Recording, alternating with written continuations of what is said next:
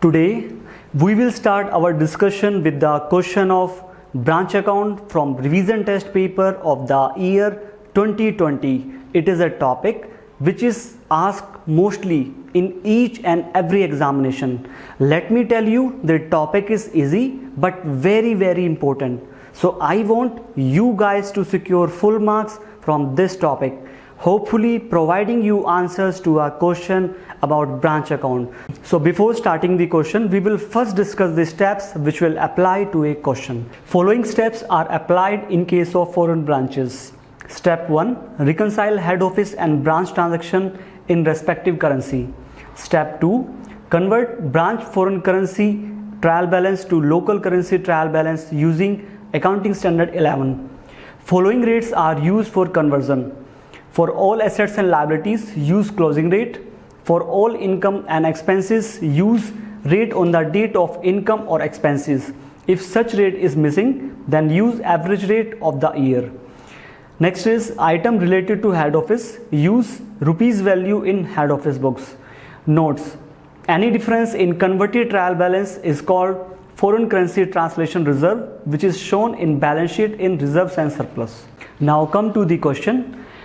M&S of Lucknow has an integral foreign branch in Canberra, Australia. At the end of 31st March 2020, the following ledger balances have been extracted from the books of Lucknow and Canberra branch. Lucknow office in 1000, Canberra office, Australia branch, dollars in 1000. Capital 1500, reserves and surplus 1500, land 500, buildings cost 1000, building accumulated depreciation 200, plant and machinery cost 2500 for Lucknow branch and $200 for Australia branch. Plant and machinery accumulated depreciation 600 for Lucknow branch and $130 for Australia branch. Debtors, creditors 280 and 200, and for Australia branch $60 and $30. Stock as on 1/4/2019, 100 for Lucknow branch and $20 for Australia branch. Branch stock reserve 4. Cash and bank balance 10 rupees for Lucknow and $10 for Australia branch. Purchases / sales 240, 520 and $20, $123. Goods sent to branch 100 rupees for Lucknow and $5 for Canberra office branch. Managers partner salary 30 rupees. Wages and salaries 75 rupees for Lucknow and $45 for Australia branch. Rent $12 for Australia branch. Office expenses 25 rupees for Lucknow and 18 for Australia branch.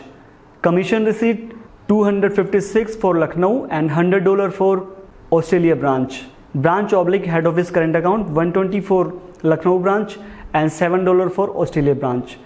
You are required to convert the branch trial balance given above into rupees by using the following exchange rates. Opening rate $1 is equal to 50 rupees. Closing rate $1 is equal to 53 rupees.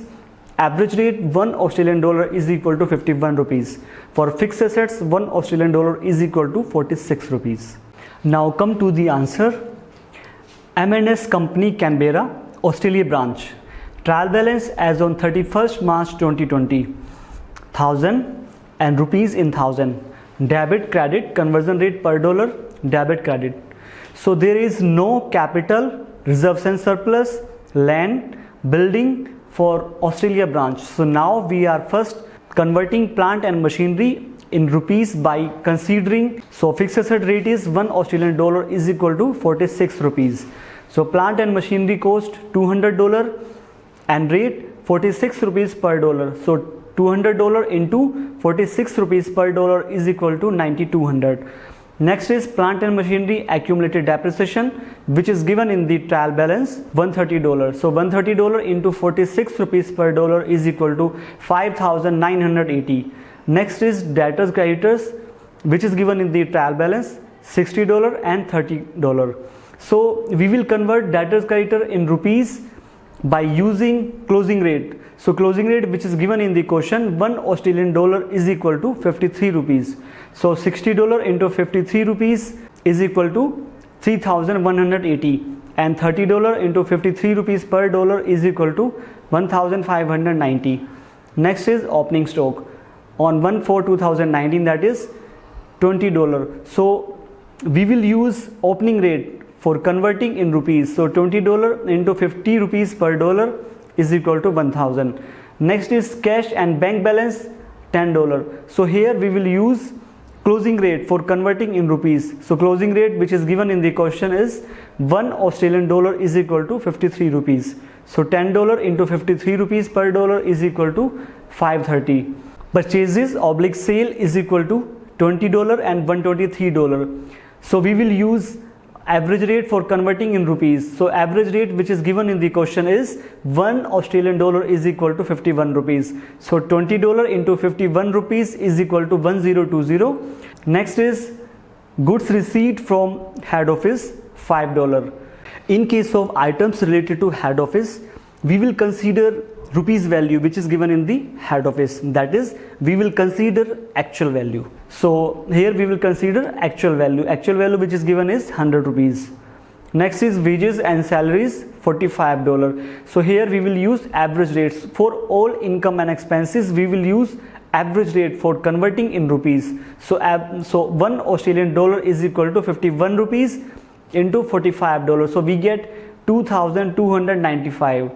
Next is rent, $12 into 51 rupees per dollar is equal to 612 rupees. Next is office expenses, $18 into 51 rupees per dollar is equal to 918. Next is commission receipt, $100 into 51 rupees per dollar is equal to 5100. Next is head office current account, $7. So in that case we will consider actual value which is given in the question is 120 rupees. So total of debit side item is 18,855 and total of credit side item is 19,063 rupees. So after deducting 18,855 from 19,063 we get foreign exchange loss of rupees 208.